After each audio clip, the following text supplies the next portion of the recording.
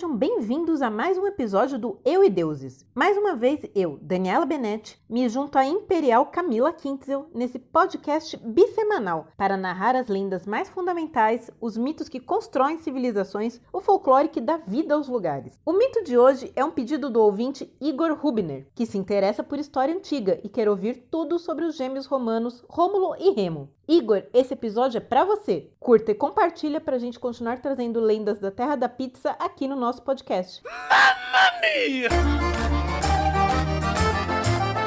Rômulo e Remo é um mito que explica como esses gêmeos fundaram Roma, a cidade eterna. Mas uma história importante dessas tem que ter, claro, versões e reviravoltas. Se você procurar sobre a data exata da fundação da cidade, vai se deparar com um verdadeiro quebra-cabeça. As pesquisas arqueológicas indicam que havia humanos na região há mais de 14 mil anos, mas isso são assentamentos primitivos, não a cidade que se tornaria o império. O que se sabe, por escavações, é que lá por volta de 770 a.C., a região passou por um aumento de população e contato com outras culturas. Claro, eu estou fazendo um resumão da parte arqueológica para a gente ir direto ao que interessa. Os romanos deixaram muita coisa registrada e por isso existe uma data oficial para a fundação da cidade, 21 de abril de 753 a.C. Bem exato, né? Mas essa data, na verdade, foi escolhida na época do imperador Augusto, 8 séculos depois, já que Augusto pegou a virada do antes de Cristo depois de Cristo, sabe? Ainda assim, é interessante que a data esteja próxima do que indicam as escavações. As versões sobre a fundação de Roma chegaram até nós graças aos historiadores romanos, mas a versão consolidada vem principalmente do historiador Tito Livio e do poeta Virgílio, os dois da época de Augusto. Esses relatos têm variações entre si, mas eu vou tentar fazer um mix aqui, melhores momentos para a gente entender, beleza? Tito Livio quis dar à origem de Roma um tom grandioso. Então ele puxou um personagem lá da Guerra de Troia, uma lenda grega que a gente ainda pode contar por aqui, e fez dele um antepassado dos fundadores da cidade. Segundo Tito, o troiano Enéas era filho da deusa Vênus, a Afrodite dos gregos, e morava na cidade quando aconteceu a guerra que matou sua esposa. A deusa não ia deixar seu filho ali para morrer, e indicou que Enéas deveria partir levando sua família para uma região indicada por ela, o Lácio, no que hoje conhecemos como a Península Itálica. Lá chegando, refugiado de guerra, mas filho de divindade, Enéas foi bem recebido pelo rei do lugar, o Latino. Tesão,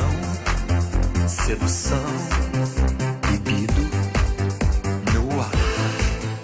Latino recebeu Enéas super bem e achou que era boa ideia casar sua filha Lavina com aquele cara que tinha acabado de chegar do pedaço. Só esqueceu que tinha conversado com o rei Turno dos Rótulos para marcar um possível casório com a mesma princesa. Claro, deu uma treta homérica, mas Enéas saiu vencedor e se casou com a moça. Felizão, ele resolveu fundar uma nova cidade, Lavínio, em homenagem a ela. Mas Enéas tinha um filho do primeiro casamento, Ascânio, que não conseguia se aquietar lá e então ele resolveu fundar uma nova cidade, Alba Longa. Calma que a gente vai chegar em Roma. E a coisa foi muito bem para essas duas cidades, obrigada, até que 4 séculos depois teve uma briga de irmãos em Alba Longa. Numitor, o herdeiro legítimo, foi deposto por seu irmão Amulho, num esquema clássico estilo Osíris e Sete, Caim e Abel, Mufasa e Scar. Amulho tratou de matar todos os filhos de Numitor e deixou viva apenas sua sobrinha, Réia Sílvia, mas obrigando a moça a se tornar uma Vestal. Para quem não sabe, Vestal era uma sacerdotisa da deusa Vesta, e todas as moças que eram dedicadas a essa deusa deveriam permanecer virgens e castas. Caso contrário, a punição era uma morte horrível. Ele achou que isso bastaria para garantir que ela nunca tivesse filhos que pudessem tomar o seu trono. Mas como vocês sabem, os deuses greco-romanos dão um jeitinho para tudo, especialmente para ter filhos com mortais. No caso, a Réia Sílvia atraiu um deus pouco romântico, Marte ou Ares para os gregos, o deus da guerra. Algumas versões dizem que ele a seduziu, enquanto outras afirmam que Marte violentou a pobre Réia no templo de Vesta. Seja como for, o resultado foi a moça aparecer com um barrigão, o que deixou seu tio Amulho furioso, mas com medo de matar a sobrinha e atrair a ira divina. Então Amulho resolveu que a solução era prender a Réia numa torre e esperar o nascimento da criança. Quando a hora chegou, a surpresa. Não era um, mas 2 bebês. Amulho não quis nem conversa, mandou que jogassem as crianças no rio Tibre para que morressem afogadas e ele não atraísse o olhar dos deuses. Bem, os guardas largaram os bebês lá e foram embora. Mas como esses gêmeos eram filhos de Marte, a coisa não ia acabar assim. Super Gêmeos, ativar! Forma de tigre! Forma de água! Marte atraiu uma loba chamada Luperca para a margem do rio, para beber água. Lá, ela viu as crianças e bateu aquele instinto materno na bichinha. Luperca puxou os pequenos para o seu abrigo no Monte Palatino e lá amamentou os 2 pequerruchos. Mas claro que Marte não ia deixar seus filhos crescerem ao melhor estilo Mowgli. Ele tinha planos mais importantes. Então, com as crianças fora de perigo e amamentadas, ele fez com que um pastor da região, Faustulo, encontrasse e adotasse os meninos, sabendo da origem divina deles. Dizem as más línguas que essa história de lobo é, na verdade, uma gíria da época, porque na Roma antiga as prostitutas eram chamadas de lupa ou loba, mas não torna o ato de salvar os garotos menos nobre, né? Nessa versão, Faustulo teria sido encarregado de jogar a cesta com os meninos no rio e com dó levou as crianças para uma prostituta amamentar, acabando por adotá-los junto com ela.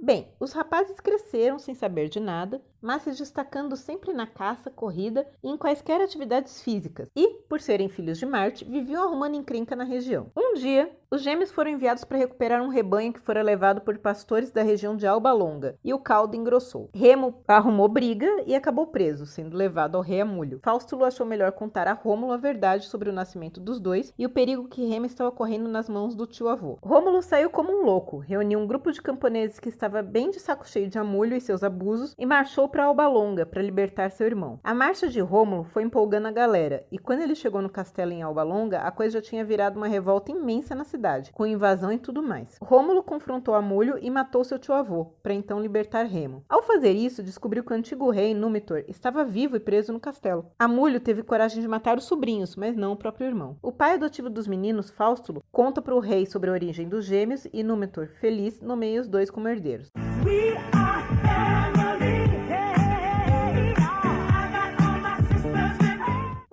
Tradição de família, os gêmeos achavam que deviam fundar sua própria cidade, e com as bênçãos do avô, saíram de Alba Longa para o local onde o pai adotivo os encontrara, o Palatino. Ali os 2 começaram a debater onde deveria ser a nova cidade e como ela deveria se chamar. Aí fedeu, gente. Rômulo queria que a cidade fosse fundada ali, na base do Monte Palatino, enquanto Remo queria que fosse no Monte Aventino. Sem chegar num acordo, eles pediram aos deuses um sinal e ficaram olhando para o céu. Então Rômulo viu 12 abutres voando em direção ao Palatino, enquanto Remo viu 6 voando para o Aventino. Bingo! Ponto para o Palatino, vitória de Rômulo. Lá foi ele com um arado e umas pedras demarcar os limites da cidade em uma forma quadrada. Eis que Rômulo tinha com eles muitos seguidores, que passaram a ver nele um líder depois da derrota de Amulho, e começaram a ajudá-lo a construir um muro que cercaria a nova cidade. Mas Remo começou a ficar com uma dor de cotovelo daquelas e foi discutir com seu irmão. Não, nada a ver, irmão. Aí as lendas divergem. Em algumas versões, Remo começou a acusar o irmão de trapaceiro e fez um gesto que era considerado uma ofensa. Pulou a parte mais baixa do muro. Rômulo, irritado, foi tirar satisfação e acabou matando o irmão. Em outra versão, um seguidor de Rômulo teria matado Remo e fugido. Mais uma versão diz que Faustulo tentou apartar a briga e acabou morto junto com Remo. E uma última diz que foi tudo um acidente, que Remo caiu e bateu a cabeça nessa de saltar o muro. Com a morte do irmão, no mesmo dia da fundação da cidade, Rômulo decidiu homenageá-lo e também a si mesmo, batizando a cidade de Roma. Ele implantou um sistema de governo diferente, com senadores e parlamento, etc., que é o sistema que a gente se baseia até hoje. E esse sistema diferente começou a atrair muita gente para a cidade em busca de oportunidade naquele sistema novo que não se baseava em reis. E essa cidade é a Roma que a gente conhece até hoje, por isso que ela é a cidade eterna. O Palatino, onde a lenda diz que Rômulo fundou Roma, existe e lá estão as ruínas da Roma antiga. Inclusive a caverna onde os gêmeos teriam sido amamentados pela loba. Essa caverna foi encontrada em escavações, se chama Lupercal. E esse foi mais um episódio de Eu e Deuses, seu podcast bissemanal de mitologias, todas as segundas e quintas no seu agregador de podcast favorito, no nosso canal no YouTube e também no nosso site, euideuses.com.br. E aí, quer pedir uma lenda sólida e bem fundamentada para o nosso podcast? Mande seu pedido para contato@euideuses.com.br ou deixe um recado nas nossas redes sociais, Facebook, Instagram, YouTube. E fica aquela dica clássica que vale desde a antiguidade. Vai ler uns livros? Até o próximo Eu e Deuses. Bye, bye!